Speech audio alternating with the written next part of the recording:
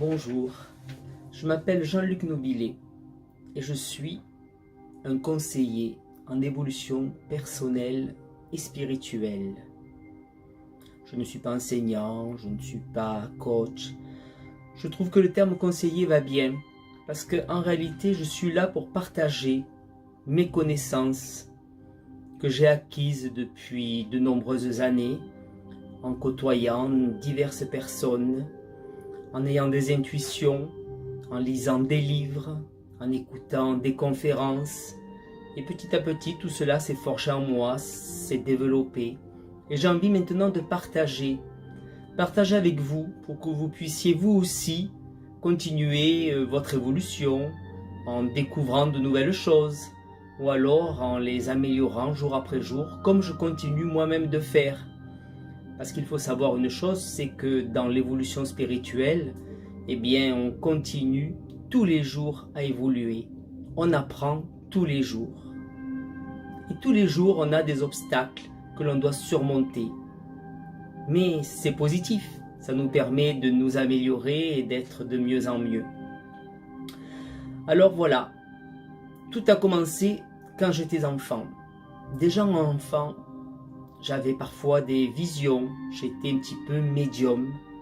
Je voyais des choses dans un monde parallèle.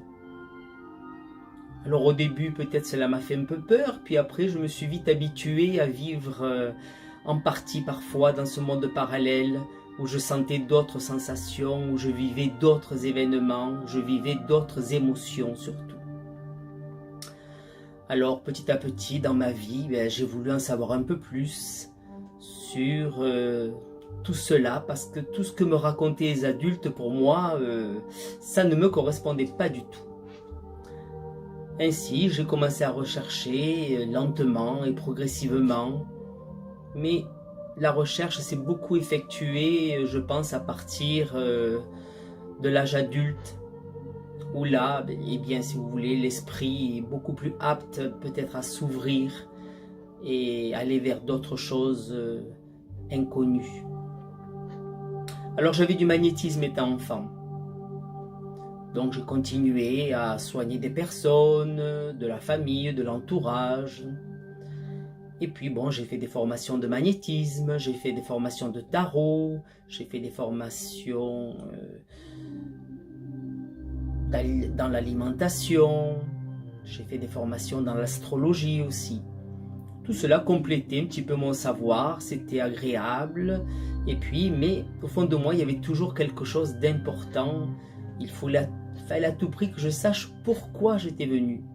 Quel était le but de cette vie? Et ça, c'est vraiment compliqué à trouver. Parce que dans notre vie, on nous a éduqués. De tout petit, nos parents nous expliquent des choses.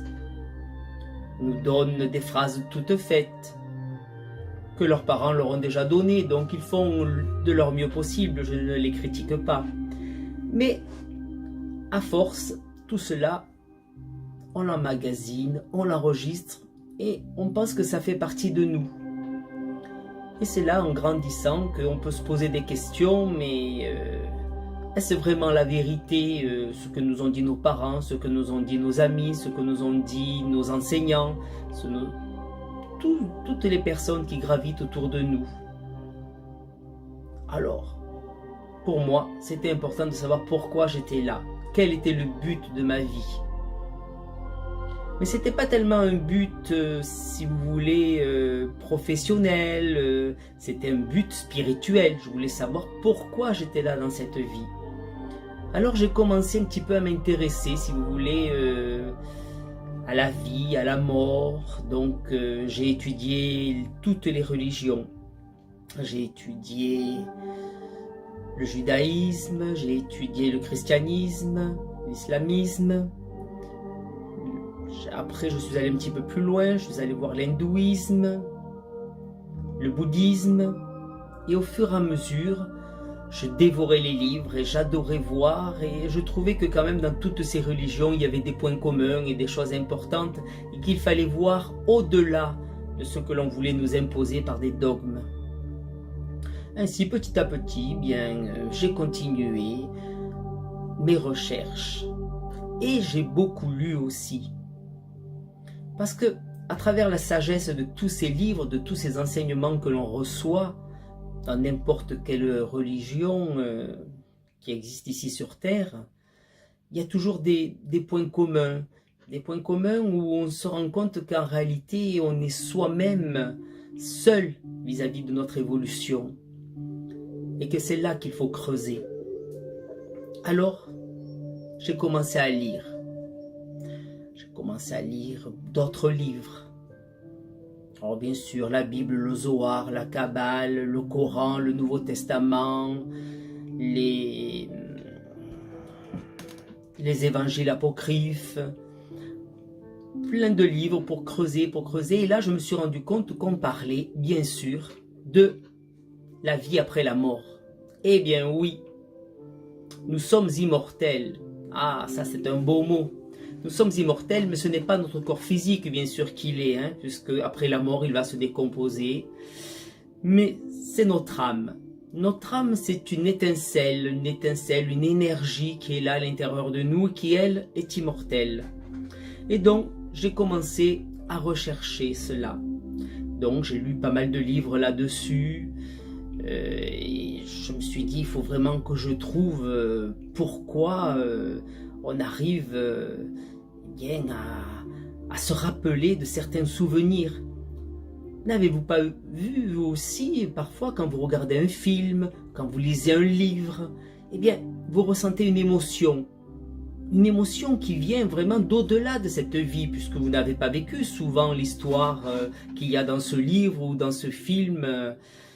Eh bien, cela, ce sont des mémoires, peut-être des mémoires oubliées, qui reviennent à la surface, parce que l'émotion a révélé le lien entre cette vie actuelle que vous vivez pleinement et la vie antérieure où il s'est passé quelque chose de similaire. Alors, je me suis mis à faire des recherches et j'ai trouvé une personne formidable qui m'a permis de faire des expansions de conscience. Alors ça s'appelle comme ça maintenant, mais à l'époque on appelait ça des régressions dans les vies antérieures. Et c'est là où, tous les 15 jours, j'ai fait des régressions dans les vies antérieures et j'ai découvert que le problème que j'avais dans cette vie au moment X, je l'avais déjà eu dans une vie antérieure. Et le fait d'y accéder m'a permis de mieux le comprendre, de mieux le gérer, l'accepter et pouvoir le digérer et enfin m'en libérer. Voilà. Donc c'était très important pour moi d'aller dans ce sens-là. Mais après, une fois que j'ai appris ça, j'ai appris qu'il fallait en premier, grâce à Lise Bourbeau bien sûr, que je devais m'aimer. Oui, on doit s'aimer. Aimer notre corps, aimer notre âme, s'aimer soi-même. Et de là, j'en ai déduit que si je devais m'aimer, il fallait peut-être que je me dise « je m'aime hein ». Parce qu'il ne faut pas attendre que notre compagne, notre compagnon nous dise « je m'aime ».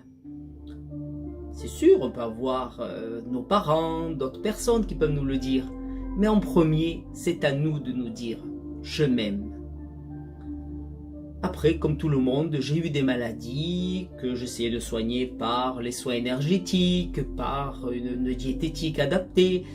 Mais un jour, une amie m'a dit « mais tu devrais lire le livre de Jacques Martel ». Ah, ça c'est bien le dico des maladies. Et dans ce livre, merci à ce monsieur qui m'a permis d'apprendre énormément de choses. Énormément de choses sur les causes de la maladie. Pourquoi on développe une maladie? Parce qu'on a eu une blessure. Le plus souvent, c'est ça. Et donc, j'ai continué toujours. Et là, je me suis dit, il va falloir en plus faire quelque chose d'autre. Et je me suis mis à la méditation. Alors, pas la méditation dans une pose compliquée de style yoga, tout ça, parce que bon, moi je n'aime pas du tout. Donc moi je fais une méditation soit assise, soit allongée. Bien sûr, j'ai lu des livres de Mathieu Ricard sur la méditation, et puis des livres du docteur Murphy sur l'autosuggestion. Car ce qui est important, je pense que dans la méditation, il est bien d'inclure de l'autosuggestion pour modifier un petit peu les idées qui partent vers notre subconscient. Alors, j'ai continué bien sûr à lire différents livres, comme Neil Donald Walsh, Conversation avec Dieu, Don Miguel Ruiz, Les 4 accords Toltec, Anne Givaudan bien sûr. Ah là, j'ai adoré les 9 marches, le passage vers la vie, Terre d'émeraude. Et tout cela a continué à me pousser de plus en plus et surtout à vouloir partager avec les gens ce que je lisais, ce qui rentrait en moi, ce que je ressentais. Et je me suis dit, c'est quelque chose qu'il faut partager, qu'il ne faut pas garder pour soi. Car il est bon en réalité d'apporter aux autres plein de choses. Alors James Redfield, Rhonda Byrne, ah là j'ai adoré. La loi d'attraction, ça aussi c'est une chose importante dont je vous parlerai aussi dans mes prochaines conférences. Et toutes ces choses, avec le Dr. Wayne W. Dyer aussi, où l'intention est importante. Parce qu'on va se rendre compte qu'en fait, ce qu'il faut faire, c'est reprogrammer son subconscient. Parce que dans notre tête, nous avons 2 choses. Nous avons notre conscient. C'est moi maintenant en train de vous parler. Et une autre partie, le subconscient. Et le subconscient, lui, quand le conscient va s'endormir et se taire, eh bien c'est le subconscient qui va prendre le relais. Mais le subconscient aura enregistré tout ce qu'on a dit dans la journée et tout ce que l'on pense aussi. Et après, il va faire un effort de le réaliser. Je vous expliquerai ça un peu plus dans une autre conférence. Alors voilà mon évolution. J'avance comme ça, de plus en plus. Et j'avais lu il y a quelque temps de Daniel Meroy, Mémoire d'Essénien.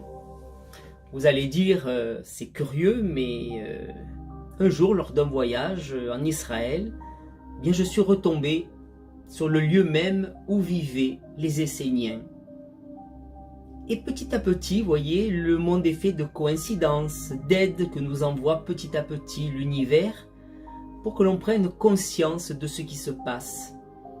Et toutes ces lectures, mon état d'éveil qui devient de plus en plus ouvert, me permettent de prendre conscience de choses, d'avoir des ressentis, de tous ces enseignements. Et il est très important aussi de comprendre tout cela.